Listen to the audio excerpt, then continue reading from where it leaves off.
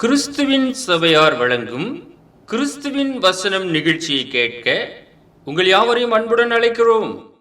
கிறிஸ்துவின் வசனம், இது கிறிஸ்தவர் கீதம். பரிசுத்த வேதம் பறைசாற்றும் வசனம், கிறிஸ்துவின் வசனம், இது கிறிஸ்தவர் கீதம். கிறிஸ்துவின் சபையார் வாழ்த்தி வழங்கும் கிறிஸ்துவின் வசனம், இது கிறிஸ்தவர் கீதம். கிறிஸ்துவின் வசனம், கிறிஸ்துவின் வசனம், கிறிஸ்துவின் வசனம். வேதாகம செய்தி நேரத்திற்கு வரவேற்கிறோம். Welcome to the Bible message. அன்பானவர்களே, கர்த்தருடைய செய்தி வேளையில் உங்களை சந்திப்பதில் மிகுந்த மகிழ்ச்சி அடைகிறோம். உங்கள் யாவரையும் நம்முடைய ஆண்டவராக இயேசு கிறிஸ்துவின் பரிசுத்தமான நாமத்தில் வாழ்த்தி வரவேற்கிறோம். இதே நாள் செய்திக்காக, இதோ வாசற்படியிலே நின்று தட்டுகிறேன். Behold, I stand at the door and knock. இயேசு கிறிஸ்து வாசற்படியிலே நின்று தட்டுகிறார். அவருடைய சத்தத்தை நாம் கேட்க வேண்டும். முதலாவதாக நாம் பார்க்கிறோம், வெளிப்படுத்தின விசேஷம் 3வது அதிகாரம் 20வது வசனம். இதோ வாசற்படியிலே நின்று தட்டுகிறேன். Behold, I stand at the door and knock. இயேசு கிறிஸ்து நம்முடைய இருதய கதவை தட்டி கொண்டிருக்கிறார். ஒருவன் என் சத்தத்தை கேட்டு கதவை திறந்தால் அவனிடத்தில் நான் பிரவேசித்து அவனோடைய போஜனம் பண்ணுவேன், அவனும் என்னோட போஜனம் பண்ணுவான். நாம் அநேக காரியங்களை இந்த வசனத்திலே நாம் பார்க்கின்றோம். சத்தத்தை கேட்கிறோம். நாம் கதவை திறந்தால் அவர் நம்மோடு கூட பிரவேசித்து நம்மோடு கூட போஜனம் பண்ணுவார், நாமும் அவரோடு கூட போஜனம் பண்ணுவோம். இத்தனை ஆசீர்வாதங்கள் அவருடைய சமூகத்தில் இருக்கிறது. நாம் செய்ய வேண்டுவது என்ன? அவருடைய சத்தத்தை கேட்க வேண்டும். வாசற்படியிலே நின்று தட்டி கொண்டிருக்கிறார். உங்களுடைய இருதய கதவுகளை ஆண்டவராய் இயேசு கிறிஸ்து தட்டி கொண்டிருக்கிறார். நீங்கள் திறப்பீர்களா? மத்தேயு 10வது அதிகாரம் 40லிருந்து 42 வசனங்கள். உங்களை ஏற்றுக்கொள்ளுகிறவன் என்னை ஏற்றுக்கொள்ளுகிறான், என்னை ஏற்றுக்கொள்ளுகிறவன் என்னை அனுப்பினவரை ஏற்றுக்கொள்ளுகிறான். தீர்க்கதரிசி என்னும் நாமத்தின் நிமித்தம் தீர்க்கதரிசியை ஏற்றுக்கொள்ளுகிறவன் தீர்க்கதரிசிக்கு ஏற்ற பலனை அடைவான். நீதிமான் என்னும் நாமத்தின் நிமித்தம் நீதிமானை ஏற்றுக்கொள்ளுகிறவன் நீதிமானுக்கு ஏற்ற பலனை அடைவான். சீசன் என்னும் நாமத்தின் நிமித்தம் இந்த சிறியரில் ஒருவனுக்கு ஒரு கலசம் தண்ணீர் மாத்திரம் குடிக்க கொடுக்கிறவனும் தன் பலனை அடையாமற் போகான் என்று மெய்யாகவே உங்களுக்கு சொல்லுகிறேன் என்றார். இயேசு கிறிஸ்து தம்முடைய சீஷர்களை அனுப்பினார். உங்களை ஏற்றுக்கொள்ளுகிறவன் என்னை ஏற்றுக்கொள்ளுகிறான் என்று சொல்லி அவர்களை அனுப்பினார். அவரை நாம் ஏற்றுக்கொள்ளும் போது அவரை அனுப்பினவரை நாம் ஏற்றுக்கொள்கிறோம். பிதாவாகிய தேவனை நாம் ஏற்றுக்கொள்கிறோம். தீர்க்கதரிசி என்னும் ஒரு நாமத்தின் நிமித்தமாக அந்த தீர்க்கதரிசிக்கு நாம் என்ன செய்கிறோமோ அதனுடைய பலனை நிச்சயமாக நாம் பெற்றுக்கொள்வோம்.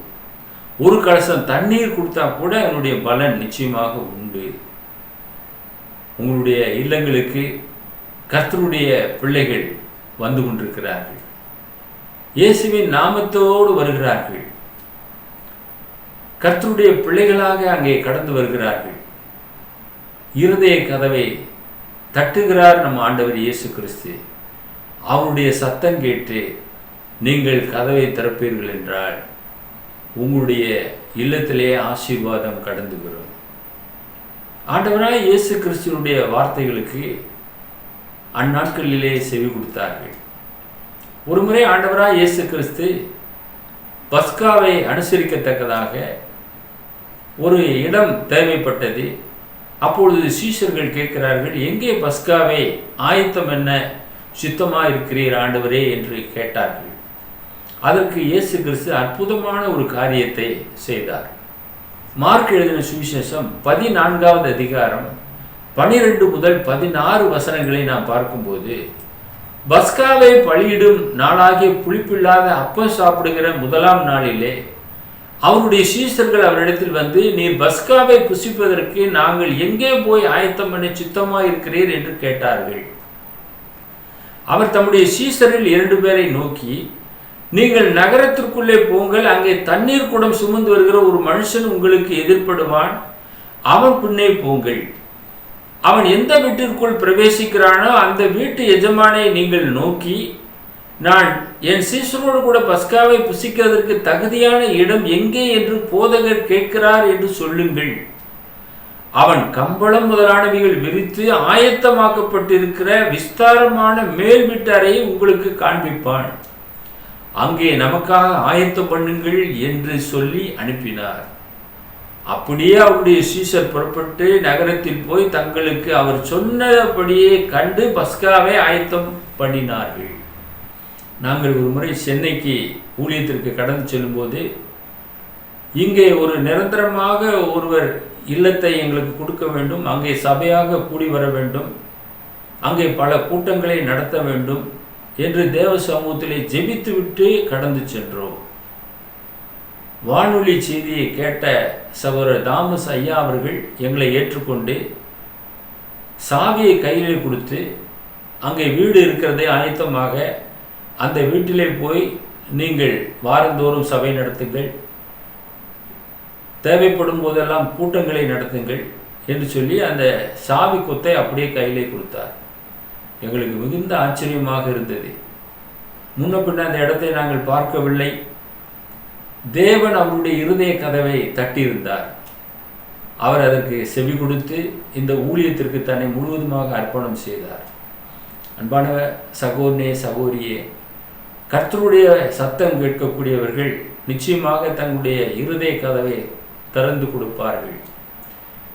இங்கே இந்த பஸ்காவை ஆயத்தம் செய்யத்தக்கதாக அந்த வீட்டு மனிதன் அந்த இடத்தை ஒழுங்கு செய்திருந்தார். அங்கே போய் பஸ்காவை ஆண்டவர் இயேசு கிறிஸ்து புசித்தார் என்று நாம் பார்க்கிறோம். மூன்றாவதாக, இயேசுவின் சத்தம் கேட்கும் ஆடுகளாக நாம் இருக்க வேண்டும்.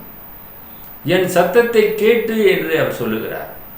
யோவான் 10வது அதிகாரம் 27 முதல் 29 வசனங்கள், என் ஆடுகள் என் சத்தத்திற்கு செவி கொடுக்கிறது, நான் அவைகளை அறிந்திருக்கிறேன், அவைகள் எனக்கு பின் செல்லுகிறது என்று சொல்லுகிறார். My sheep hear my voice and I know them and they follow me. அது என்னுடைய சத்தத்திற்கு செவி கொடுக்கிறது, அவைகளை நான் அறிந்திருக்கிறேன், அவைகள் எனக்கு பின் செல்லுகிறது, நான் அவைகளுக்கு நித்திய ஜீவனை கொடுக்கிறேன், அவைகள் ஒரு காலம் கெட்டுப்போவதில்லை, ஒருவனும் அவைகளை என் கையிலிருந்து பறித்துக் கொள்ளுகிறதும் இல்லை, அவைகள் எனக்கு தந்தை என் பிதா எல்லாரிலும் பெரியவராய் இருக்கிறார், அவைகளை என் பிதாவின் கையிலிருந்து பறித்துக் கொள்ள ஒருவனாலும் கூடாது. நீங்கள் இயேசுவின் சத்தம் கேட்கும் ஆடுகளாக இருப்பீர்கள் என்றால் ஒருவரும் உங்களை இயேசுவிலிருந்து பிரிக்கவே முடியாது. இன்னைக்கு அநேகர் பிரிந்து போகிறார்கள். என்ன காரணம்?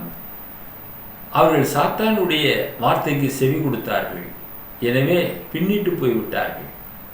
ஆண்டவராய் இயேசு கிறிஸ்து நம்முடைய மெய்ப்பராக இருக்கின்றார். அவருடைய ஆடுகளாக நீங்கள் இருக்க வேண்டும். பிதாவினுடைய கரத்திலிருந்து ஒருபோதும் பறிக்க முடியாது என்று தேவனுடைய வசனமானது இங்கே சொல்லுகிறது. என் பிதா எல்லாரிலும் பெரியவராக இருக்கிறார். அவர்தான் அந்த ஆடுகளை அவருக்கு கொடுத்திருக்கிறார். அவருடைய சத்தம் கேட்கும் ஆடுகளாக அவைகள் இருக்கிறது. அவைகளை என் பிதாவின் கையிலிருந்து பறித்து கொள்ள ஒருவனாலும் கூடாது. நாம் ஆண்டவருடைய ஆடுகளாக இருக்கும்போது. யோவான் 6:44 சொல்கிறது, என்னை அனுப்பின பிதா ஒருவனை இழுத்து கொள்ளாவிட்டால் அவன் என்னிடத்தில் வரமாட்டான், கடைசி நாளில் அவனை எழுப்புவேன் என்று சொல்கிறார். No man can come to me except the Father who sent me draw him, and I will rise him up at the last day. கடைசி நாளிலே நான் எழுப்புவேன் என்று சொல்லியிருக்கிறார். பிதா இழுத்துக் கொள்ள வேண்டும். பிதா தெரிந்து கொள்ளாவிட்டால் அவர்கள் இயேசுவின் இடத்திலே வரவே மாட்டார்கள். இன்றைக்கு நீங்களும் நானும் இயேசுவின் இடத்திலே வந்திருக்கிறோம் என்றால் பிதாவினாலே முன்குறிக்கப்பட்டவர்களாக இருக்கிறோம். இது எத்தனை ஆசீர்வாதமான காரியம்! ஏன் எல்லோரும் ஏற்றுக்கொள்வதில்லை என்றால் இதுதான், பிதா அவர்களை தெரிந்தெடுக்கவில்லை. பிதா தேர்வு செய்யும் போது அவர்கள் நிச்சயமாக இயேசுவண்டை வருவார்கள். இயேசுவின் இரத்தத்தினாலே கழுவப்படுவார்கள். இயேசுவினாலே நித்திய ஜீவனை பெற்றுக்கொள்ளவும் செய்வார்கள். பிதா ஒருவனை முன்குறிக்க வேண்டும் என்ற ஒரு செய்தியை நாம் இதிலிருந்து தெரிந்து கொள்கிறோம். மூன்றாவதாக நாம் பார்க்கும்போது கதவை திறந்தாள். நாம் இருதய கதவை திறக்கும் போது அங்கே என்ன நடக்கிறது? இயேசு நமக்குள்ளாக வருகின்றார். சகை என்ற ஒரு மனுஷன் இருந்தான். அவன் காட்டத்தி மரத்திலே போய் உட்கார்ந்து கொண்டு இயேசு எப்படிப்பட்டவரோ அவரை பார்க்க வேண்டும் என்று ஆவலோடு கூட காத்திருந்தான். அங்கே திரளான ஜனங்கள் போகிறார்கள். இயேசுவும் நடந்து போகிறார். அத்தனை பேர்கள் மத்தியிலே சகைவை மாத்திரம் அவர் நோக்கி பார்க்கிறார். ஏனென்றால் அவனுடைய இருதய கதவு திறக்கப்பட்டதாக இருந்தது. அவ்வளவு கூட்டத்திலே இயேசுவை பார்க்கும்படியாக அவன் உயரத்திலே போய் உட்கார்ந்து கொண்டு பார்த்து கொண்டிருக்கிறான். அவரை பார்க்க வேண்டும் என்ற ஒரு ஆவல் இருந்தது. இன்றைக்கு உங்களுடைய ஆவல், என்னுடைய ஆவல் எவ்விதமாக இருக்கிறது என்று தேவன் இருதயத்தை பார்க்கிறார். மனிதன் முகத்தை பார்ப்பான், தேவனும் இருதயத்தை பார்க்கிறார். அங்கே சகையுடைய இருதயத்தை பார்த்தார். லூக்கா 19வது அதிகாரம் 6-7 வசனங்கள். அவன் சீக்கிரமாய் இறங்கி சந்தோஷத்தோட அவரை அழைத்து கொண்டு போனான். அதை கண்ட யாவரும் இவர் பாவியான மனுஷனிடத்தில் தங்கும்படி போனார் என்று முறுமுறுத்தார்கள். இன்று உன் வீட்டிலே தங்க வேண்டும் என்று சொன்னார். அவனோ சீக்கிரமாய் இறங்கி சந்தோஷத்தோட அவரை அழைத்து கொண்டு போகிறான் வீட்டிற்கு. ஆனால் ஜனங்கள் என்ன சொல்லுகிறார்கள்? இவர் பாவியான மனுஷனிடத்தில் தங்கும்படி போனார் என்று முறுமுறுத்தார்கள் என்று பார்க்கிறோம்.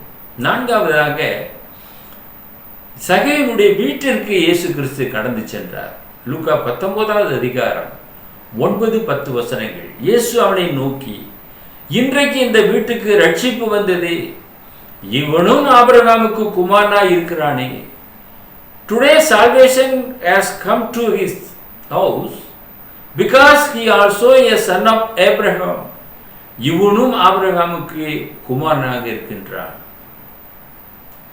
அன்பானவர்களே, நீங்களும் நானும் கூட ஆபிரகாமுக்கு விசுவாச குமாரத்திகளாக இருக்கின்றோம். அதை நீங்கள் விசுவாசிக்கிறீர்களா? நீங்கள் இயேசுவின் ஆடுகளாக இருந்தால் நிச்சயமாக விசுவாசத்திலே அவைகளை நீங்கள் ஏற்றுக்கொள்வீர்கள். சகையினுடைய வீட்டிற்கு ரட்சிப்பு கடந்து போனது. இயேசு அந்த வீட்டிற்கு கடந்து போனார். எல்லாருடைய வீட்டிற்கும் போனாரா? யார் ஏற்றுக்கொள்ளுகிறார்களோ அவங்க வீட்டுக்கு இயேசு கடந்து சென்றார். அவன் இருதயத்தை திறந்து கொடுத்தான். அவன் வீட்டுக்கு இயேசு கடந்து சென்றார்.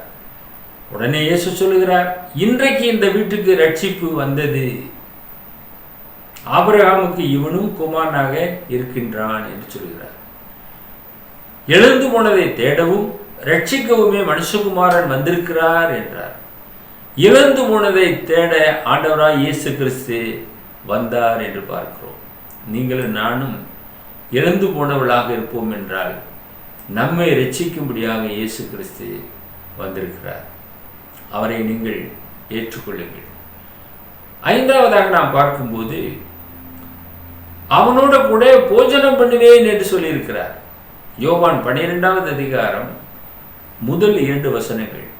லாசருவை பற்றி நீங்கள் அறிவீர்கள். மரித்து போன அவனை 4வது நாள் உயிரோடு கூட எழுப்பினார். இந்த லாசரு உயிர்த்தெழுந்ததற்கு பின்பதாக இயேசு கிறிஸ்துவோடு கூட ஒரு நாள் பந்தி இருந்தான். யோவான் 12 முதல் 2 வசனத்திலே நாம் பார்க்கிறோம். பஸ்கா பண்டிகை வர 6 நாளைக்கு முன்னே இயேசு தாம் மரணத்திலிருந்து எழுப்பின லாசர் இருந்த பெத்தானியாவுக்கு வந்தார். அங்கே அவருக்கு ராவிருந்து பண்ணினார்கள்.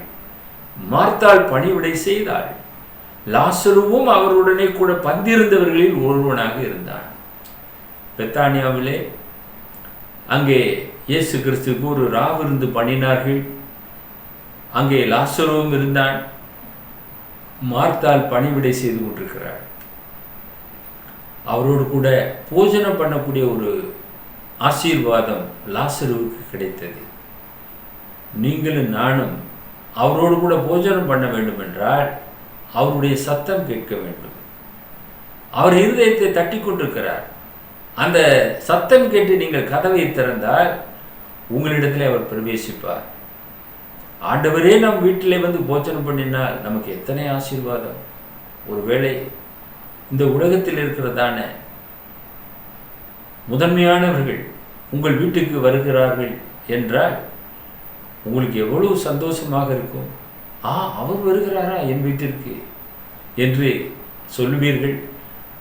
அக்கம் பக்கத்தில் இருக்கிறவர்கள் மிகவும் சந்தோஷப்படுவார்கள் அல்லவா?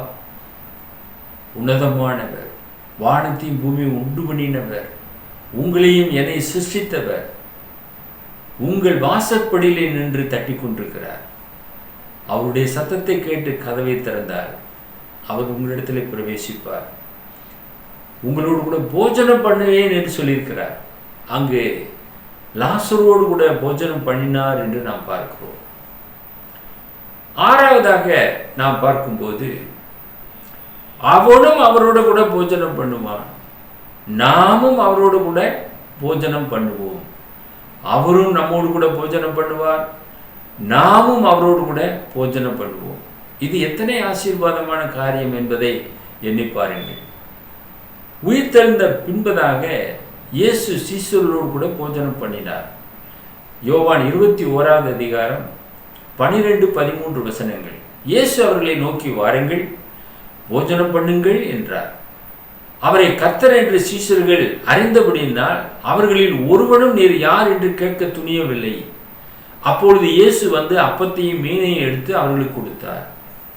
அவரெல்லாம் பிரயாசப்பட்டார்கள். பேதுரு மற்ற அப்போஸ்தலர்கள் இதோ நாங்கள் மீன் பிடிக்க போகிறோம் என்று போனார்கள். மனிதர்களை பிடிக்க வேண்டிய அவர்கள் மீண்டுமாக வலைகளை எடுக்க ஆரம்பித்தார்கள். போட்டை எடுத்துக்கொண்டு கடலுக்கு மீன் பிடிக்க போனார்கள். ராவெல்லாம் பிரயாசப்பட்டார்கள், ஒரு மீனும் அகப்படவில்லை. இயேசு அவர்களை சந்திக்கிறார். கரையிலே உட்கார்ந்து கொண்டு வாருங்கள் போஜனம் பண்ணுங்கள் என்று சொல்லுகிறார்.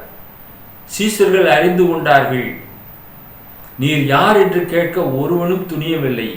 அப்பொழுது இயேசு அப்பத்தையும் மீனையும் எடுத்து அவர்களுக்கு கொடுத்தார். அவர்கள் போஜனம் பண்ணினார்கள். இயேசு உயிர்த்தெழுந்ததற்கு பின்பதாக அந்த 40 நாட்களிலே ஒரு நாளிலே இந்த தரிசனம் அவர்களுக்கு கிடைத்தது. அன்பானவர்களே, எத்தனை ஆசீர்வாதமான காரியம். அவரோடு கூட போஜனம் பண்ணக்கூடிய ஒரு ஆசீர்வாதத்தை அவர்கள் பெற்றார்கள். அவருடைய சத்தம் கேட்கும் சீஷர்களாக இருந்தார்கள். தொடர்ந்து அவருடைய பணியை செய்தார்கள். இன்றைக்கு உலக அளவிலே சுத்த சுவிசேஷம் அறிவிக்கப்பட்டிருக்கிறது என்றால் அவர்கள் செய்த பணி. தோமா போன்றவர்கள் நம்ம இந்திய தேசத்திற்கு வந்ததினாலே நம்ம இந்தியாவுக்கு சுவிசேஷம் கொண்டு வரப்பட்டது. 2000 ஆண்டுகளாக சுவிசேஷம் பிரசிக்கப்பட்டு கொண்டு வருகிறது என்றால் அன்றைக்கு முதலாவது வந்தவர் தோமா என்று நாம் பார்க்கிறோம். அன்பானவர்களே, நீங்கள் அவரோடு கூட போஜனம் பண்ண வேண்டும். அந்த ஆசீர்வாதத்தை நீங்கள் பெற்றுக்கொள்ள வேண்டும். வெளிப்படுத்தின விசேஷம் 2வது அதிகாரம் 7வது வசனம்.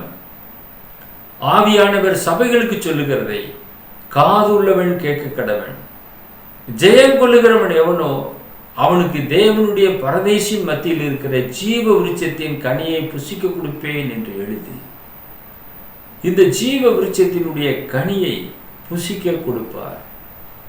இந்த கனி நிலையானது, நித்தியமானது. இது பாதுகாப்பாக வைக்கப்பட்டிருக்கிறதான ஒரு கனி. இதை ஆதாம் புசிக்க தவறினான், இழந்தான். பாவத்தினாலே அவன் அதை புசிக்க முடியாமல் போனது. ஜீவ விருட்சத்திற்கு போகும் வழியை சுடரொளி பட்டயங்களை வைத்து தேவன் காவல் பண்ணுவித்தார் என்று பார்க்கிறோம் ஏதேன் தோட்டத்தில். அந்த கனியை ஆண்டவராய் இயேசு கிறிஸ்து புசிக்க கொடுப்பேன் என்று எழுதுகிறார். ஆவியானவர் சபைகளுக்கு சொல்லுகிறதை காது உள்ளவன் கேட்க கடவன். 7 சபைக்கு எழுதுகிறார். அவனுக்கு தேவனுடைய பரதேசின் மத்தியில் இருக்கிற ஜீவ விருட்சத்தின் கனியை புசிக்க கொடுப்பேன் என்று எழுதி, ஜீவகாலமெல்லாம் நித்திய நித்தியமாக தேவனோடு கூட வாழ்வோம். அந்த கனியை நாம் புசிக்கும் போது, அந்த கனியை நீங்கள் பெற வேண்டும் என்றால் நீங்கள் இயேசுவின் சத்தம் கேட்கும் ஆடுகளாக இருக்க வேண்டும். இதோ வாசற்படியிலே நின்று கதவை தட்டுகிறேன் என்று சொல்லுகிறார். ஒருவன் என் சத்தத்தை கேட்டு கதவை திறந்தால் அவனிடத்தில் நான் பிரவேசித்து அவனுடைய போஜனம் பண்ணுவேன், அவனும் என்னோட கூட போஜனம் பண்ணுவான். நாம் இயேசுவோடு கூட போஜனம் பண்ண வேண்டும், அவரும் நம்மோடு கூட போஜனம் பண்ணுவார்.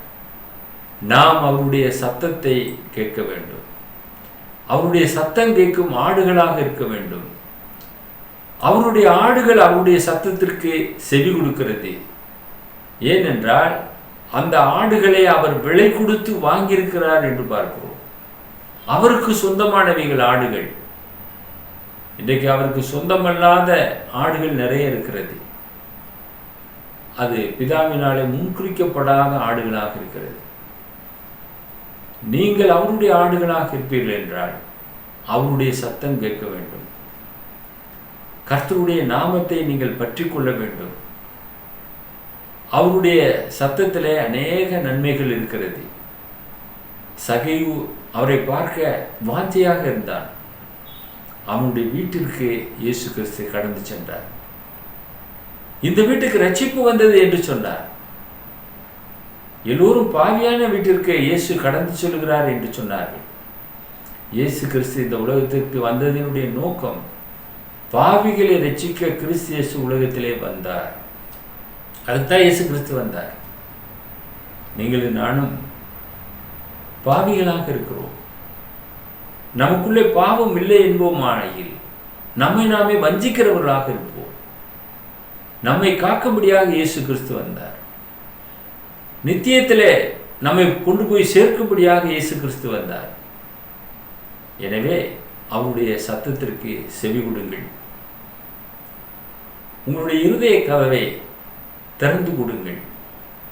நாம் இந்த உலகத்தில் யார் யாருக்கோ நாம் செவி கொடுக்கிறோம், அவர்களுடைய வார்த்தைகளுக்கு நாம் கீழ்ப்படுகிறோம். உன்னதமானவர், நம்மை சிருஷ்டித்தவர், பரத்திலிருந்து வந்தவர், நித்தியமானவர், அவருடைய சமூகத்திலே மீட்பு இருக்கிறது, ரட்சிப்பு இருக்கிறது. அவர் எப்படி இருக்கிறாரோ அதே வண்ணமாக நம்மை மாற்றும்படியாக இயேசு கிறிஸ்து இந்த பூமிக்கு வந்தார். அவர் பரிசுத்தர், நாமும் பரிசுத்தவான்களாக மாற வேண்டும். அவர் இல்லாமல் நமக்கு நித்திய வாழ்வில்லை, ரட்சிப்பு இல்லை, பாவத்திலிருந்து விடுதலை இல்லை. அவர் ஒருவரே பாவத்தை மன்னிக்க வல்லவராக இருக்கிறார். அவர் தன்னுடைய சொந்த இரத்தத்தை சிந்தினார். அவருடைய இரத்தத்தினாலே பாவ மன்னிப்பின் நிச்சயம் நமக்கு இருக்கிறது. அந்த நிச்சயத்தோடு நாம் அவருடைய சமூகத்தில் வெற்றியுள்ள கிறிஸ்தவர்களாக வாழ முடியும். கடைசியாக நாம் வெளிப்படுத்தின விசேஷம் 22:14 வசனத்திற்கு நாம் நம்முடைய கவனத்தை செலுத்துவோம். ஜீவ விருட்சத்தின் மேல் அதிகாரம் உள்ளவர்களாவதற்கும் வாசல்கள் வழியாய் நகரத்திற்குள் பிரவேசிப்பதற்கும் அவருடைய கற்பனைகளின்படி செய்கிறவர்கள் பாக்கியவான்கள். Blessed are they that do his commandments. அவருடைய கற்பனையின்படியாக செய்கிறவர்கள் தான் பாக்கியவான்கள். இன்னைக்கு கற்பனைகளை கேள்விப்படுகிறோம், ஆனால் அதன்படியாக நாம் செய்கிறோமா? செய்ய வேண்டும். கேட்கிறவர்களாய் மாத்திரமல்ல, செய்கிறவர்களாயும் இருங்கள். இதுக்கு அநேகர் கேட்கிறார்கள், ஆனால் செயல்படுத்துவதிலே தாமதமாக இருக்கிறார்கள். கற்பனைகளை நாம் கை கொள்ள வேண்டும், அதன்படியாக நம்மை மாற்றி அமைத்துக் கொள்ள வேண்டும். இது நம்மேல் விழுந்த கடமையாக இருக்கிறது.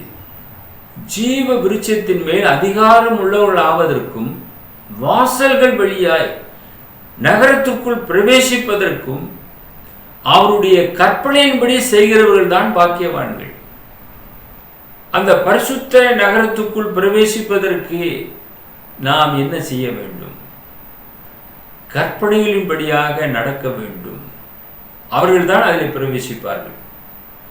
மற்றவர்கள் எல்லாமே பெரிய வாசல் வைக்கப்பட்டிருக்கிறது. கேட்டின் வாசல், பாதாளத்தின் வாசல், அதிலே பங்கடைவார்கள்.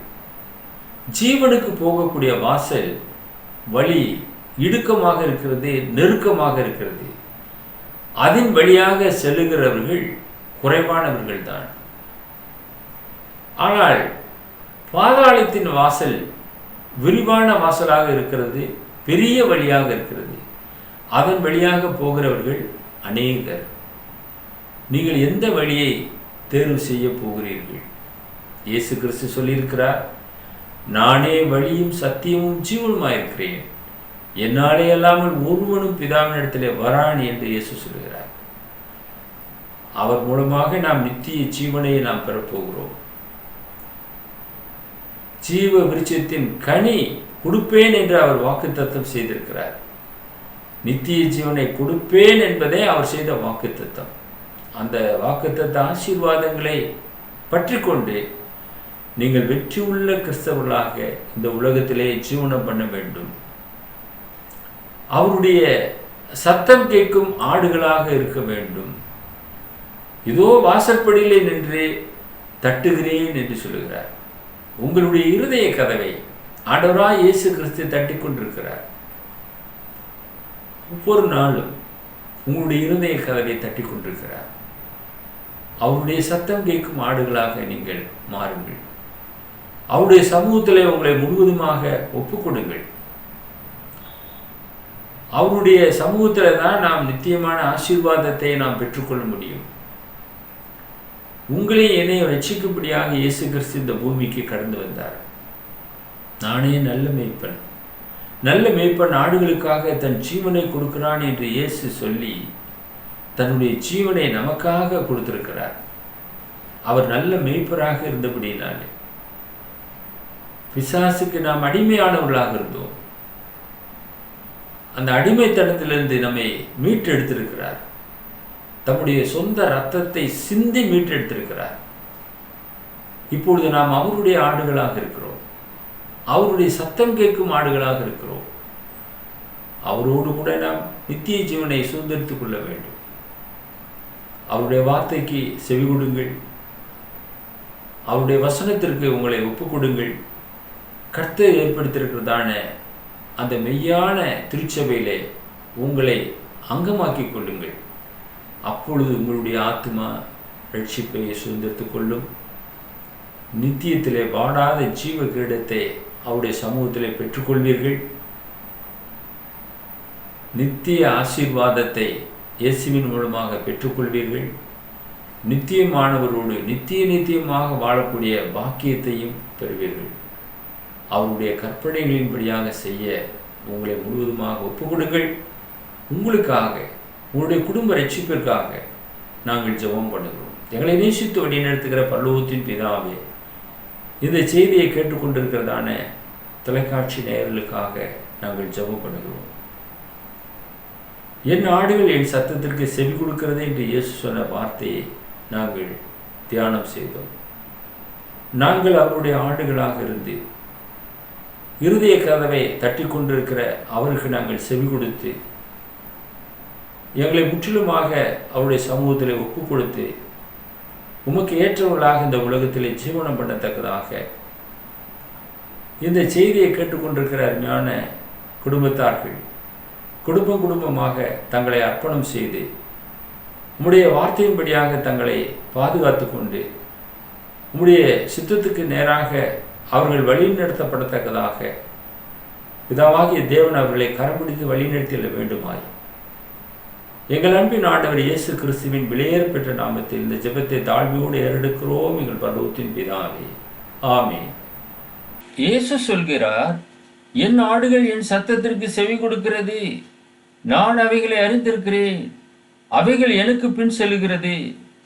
Jesus says, my sheep hear my voice and I know them and they follow me.